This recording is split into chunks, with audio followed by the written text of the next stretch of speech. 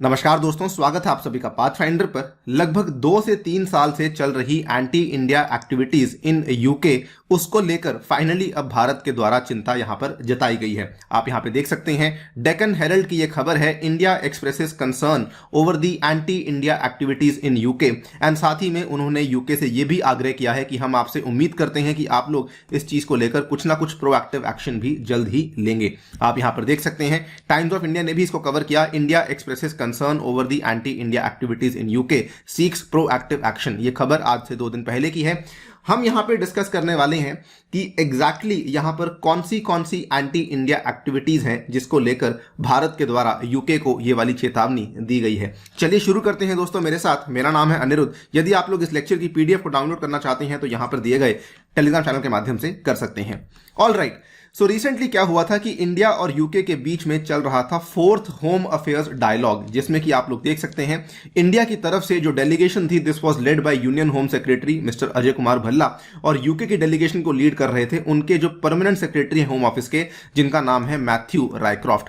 Now इस particular meeting में India ने यहां पर काफी ज्यादा चिंता जताई है regarding the anti India activities. आपके सामने है, भारत ने गुरुवार को ब्रिटेन में कुछ चरमपंथियों और कट्टरपंथी तत्वों की भारत विरोधी गतिविधियों पर चिंता व्यक्त की और देश से सतर्कता बनाए रखने और उचित सक्रिय कार्रवाई करने का आग्रह भी किया है। यानी कि इंडिया ने सीधा यहां पे कॉल आउट किया है उन रैडिकल और एक्सट्रीमिस्ट एलिमेंट्स को जो कि यूके में ऑपरेट कर रही हैं, और यूके सरकार से यह भी आग्रह किया है कि वो उम्मीद करते हैं कि वो इन पर्टिकुलर एलिमेंट्स के खिलाफ कोई प्रोएक्टिव एक्शन भी यहां पर लेकर ही रहेंगे। इसके साथ ही में यह चीज भी कही गई है, एक आधिकारिक बयान में कहा गया है कि भारत पक्ष ने यूके में कुछ चरमपंथियों और कट्टरपंथी तत्वों की भारत विरोधी गतिविधियों पर चिंता व्यक्त की है। यूके पक्ष से ऐसे तत्वों की गतिविधियों पर निगरानी बनाए रखने और उचित सक्रिय कार्रवाई करने का आग्रह किया गया है। So again the same thing has been repeated कि भाई जो प्रॉब्लम्स आपकी कंट्री में चल रही हैं, हम उम्मीद करते हैं कि आप उनको लेकर कुछ ना कुछ यहां पर करेंगे।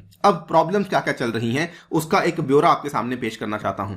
पिछले साल की, आज से लगभग 2 साल पहले की बात है, इनफैक्ट फरवरी 18, 2020 की यह खबर सामने आती है कि ब्रिटिश की एक एमपी हैं जिनका नाम है डेबी एब्राहम्स।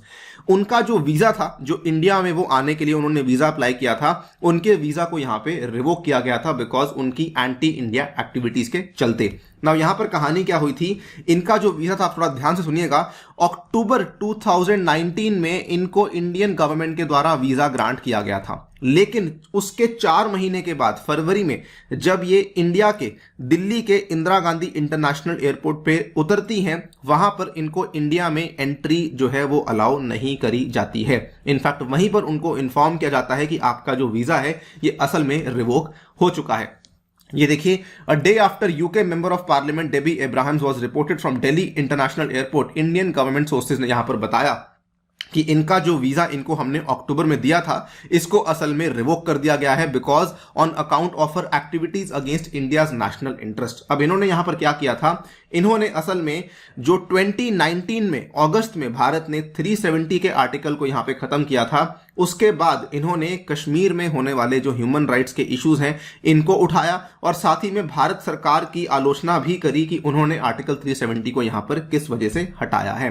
ना केवल इतना, ये वहां पर एक ग्रुप है जिसका नाम है all party parliamentary group on Kashmir, उसको भी हेड करती हैं डेबी एब्राहम्स, और इन्होंने अगस्त 2019 में ही इस पूरे के पूरे आर्टिकल की नलिफिकेशन को यहां पे काफी आलोचना करी थी। और इन्होंने ये भी कहा था कि इंडियन गवर्नमेंट के द्वारा जो ये जम्मू कश्मीर के ऑटोनॉमस स्टेटस को रिमूव किया गया है, ये बिल्कुल गलत है।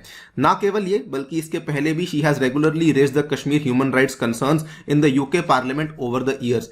कई बार भारत ने इस चीज को लेकर कोशिश करी कि इनको यहां पर चुप करवाया जाए, लेकिन जब इन्होंने इंडिया में एंट्री लेने की यहां पे कोशिश करी तो ऑब्वियसली इंडियन गवर्नमेंट, क्योंकि हमारी सोवरेनिटी, क्योंकि हमारी नेशनल इंटरेस्ट के खिलाफ इन्होंने बोला था, इसीलिए इनके वीजा को यहां पर जो है रिवोक कर दिया गया था। और ये केवल एक लौता इंसिडेंट नहीं है। ये जो एमपी हैं ये यूके में लेबर पार्टी को बिलोंग करती हैं। यूके की लेबर पार्टी के ऊपर कई बार इस तरह के आरोप लगाए गए हैं कि वो डिवाइसिव पॉलिटिक्स खेलती है, और कई बार उन्होंने भारत के जो प्रधानमंत्री नरेंद्र मोदी जी हैं उनके खिलाफ भी यहां पे धरना प्रदर्शन कई बार किए हैं। इनको लेकर कई सारी फोटो सामने आई हैं जिनको कि हम लोग यहां पे नहीं शो कर सकते हैं because of the viewer discretion, but yes, कई बार इस तरह की चीजें यहां पर सामने आई हैं जो कि यूके की लेबर पार्टी की वजह से करवाई गई हैं। इनफैक्ट अगर आप देखेंगे कितने लंबे टाइम से बातचीत चल रही है कि इंडिया और यूके के बीच में एक ट्रेड डील, व्यापार समझौता होना चाहिए, लेकिन लेबर पार्टी है जो कि असल में यहां पर इसको आगे नहीं बढ़ने दे रही है। बोरिस जॉनसन वांट्स कि ये वाली डील आगे बढ़ जाए, लेकिन लेबर पार्टी इसके फेवर में नहीं है।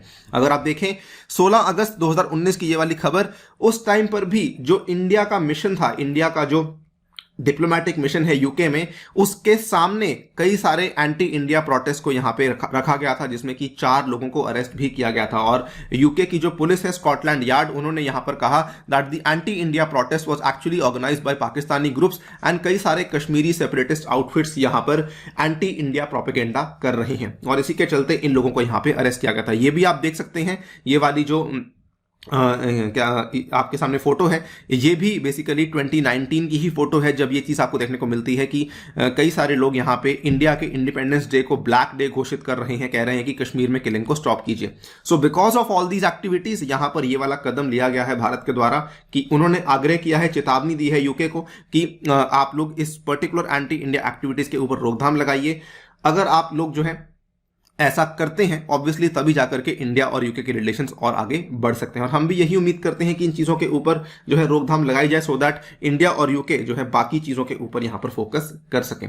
दोस्तों, आप क्या सोचते हैं इस पर्टिकुलर डेवलपमेंट के बारे में? अपनी राय हमें कमेंट सेक्शन में डेफिनेटली दीजिएगा। फिलहाल के लिए वीडियो में इतना। जाने से पहले बताना चाहूंगा कि अनअकैडमी अपनी टेस्ट सीरीज को फाइनली ले आया है। इसके प्राइजेस यहां पर आपके सामने लिखे हुए हैं। अनि यूपीएससी कोड इस्तेमाल करते हुए आप इन प्राइजेस को अवेल कर सकते हैं। साथ ही में ये वाले ऑफर्स भी चल रहे हैं, जिसके माध्यम से आप लोग 18 मंथ्स का जो कोर्स है उसको 59,000 में अवेल कर सकते हैं। अगर आप लोग अन्य यूपीएससी कोड इस्तेमाल करते हैं तो ये वाले एक्सक्लूसिव फायदे आपको अवेलेबल करवाए जाएंगे। मेरी पर्सनल गाइडेंस, व्हाट्सएप ग्रुप में एडिशन और 20 बुक्स भी आपके घर तक पहुंचाई जाएंगे। ये वाले बैचेस भी आपको अवेलेबल करवाए जाएंगे, जो कि विशेष रूप से 2022 के बच्चों के लिए शुरू किए जा रहे हैं। साथ ही में आपको मेरे द्वारा भी ये वाले बैचेस अवेलेबल करवाए जाएंगे। इस रविवार के दिन आप लोग इस पर्टिकुलर कॉम्बैट में भी हिस्सा ले सकते हैं यूजिंग द कोड अनि UPSC. Thank you so much for listening. Stay tuned and stay safe.